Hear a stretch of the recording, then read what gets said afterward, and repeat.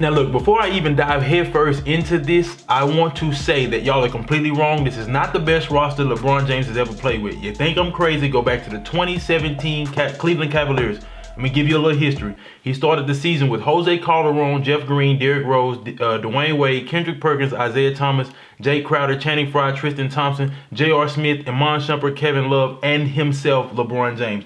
Later on in the season, lost Crowder, Rose, and Shumpert, and added Rodney Hood, George Hill. Then lost Channing Frye and Isaiah Thomas, and added Larry Nance Jr. and Jordan Clarkson. Now, some of those guys were a little young or very seasoned, but all I'm saying is from a talent standpoint, this is LeBron's second best roster. Now, from last year to this year, the only potential loss that the Lakers are really facing is the depth at the big man position.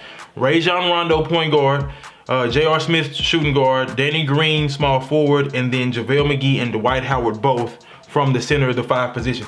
The player that I say that they will miss the most is JaVale McGee, and it's without question. Avery Bradley is gone, but I mean, hell, they won a championship without you, so how valuable were you in the first place? Now, it's apparent that the Lakers' approach is more of an offensive one, I guess, to help out LeBron James when it comes to the playoffs on the offensive end, because as of right now, he's their only true point guard.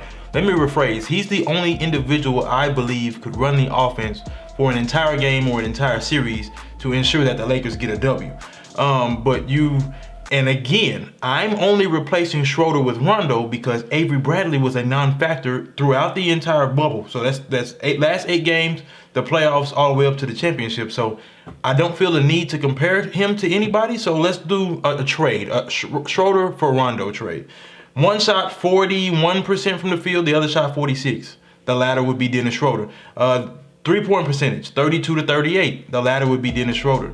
Free throw percentage, which I think will be very pertinent to seeing the Lakers win again this season, is 83 to 65%. It's not close across the board.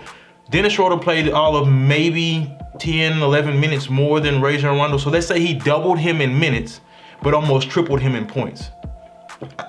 It's not a question to me. We all know the floor general that Rondo can be, but when it comes to having that scoring ability, it matches the rest of the roster a hell of a lot Rondo ever did. Now, outside of missing what was the most wide open shot in NBA history, there were other reasons to get rid of Danny Green. If I know your maximum potential, if I know what you can give me at the utmost, and I know I can replace that, why not? Wesley Matthews and Danny Green, they're essentially the same guy. Last season, their stats across the board were spookingly close. I don't even know if that's a word, but the only difference between the two players are about an inch and a half, and 3 championships. Now, that is a big deal, but mind you, he played on the Lakers with LeBron and got a championship. He played with Toronto when Golden State was going through so many injury woes, it wasn't even funny, and won a championship with Toronto, and then Greg Popovich. I mean, that's self-explanatory, but the only major difference between Danny Green and Wesley Matthews was free throw percentage.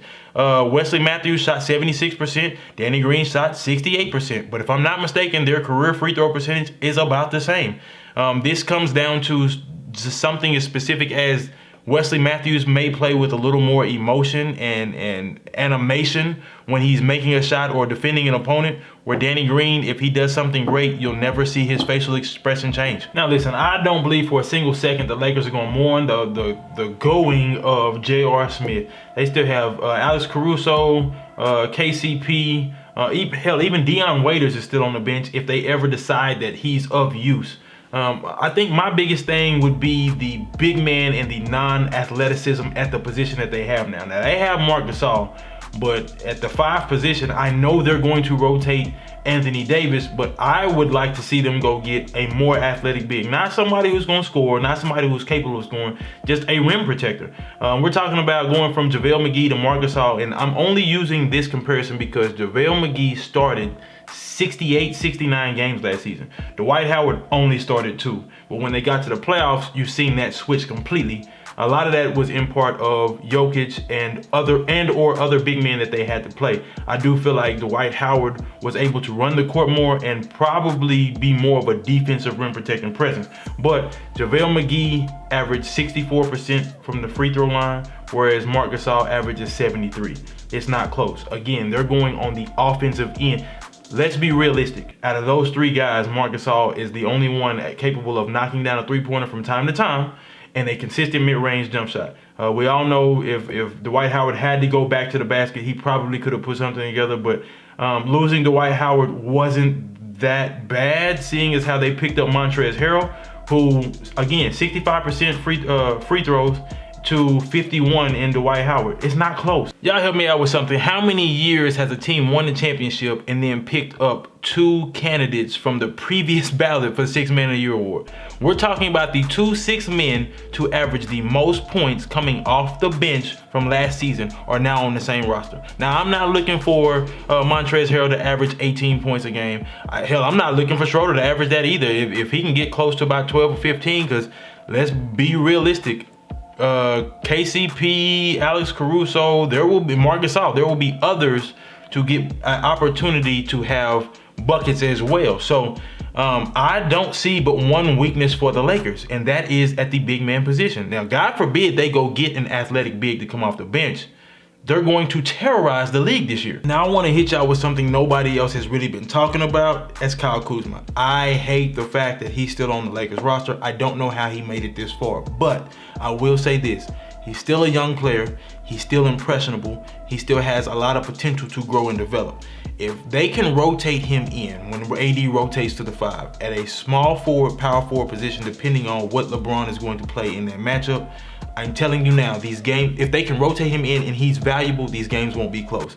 He's 6'10", maybe, but somewhere between 6'9" and 6'11". So let's give him 6'10". On the defensive end, he's athletic enough to be a terrorizer. On the offensive end, he can get hot enough to make a huge difference, where you don't have to worry about LeBron, you don't have to worry about AD, because now Kyle Kuzma is going off from the 3-point line or mid-range or whatever. I'll say this. If he does get it going, it's over with. It's over with. They won't have to bring back so-and-so and so-and-so going into next year. We'll be talking about Kyle Kuzma, AD, and LeBron winning 3 or 4 consecutive championships together. That's if he can get it going. We're still talking about Kyle Kuzma. I don't bet on it. Are you drunk?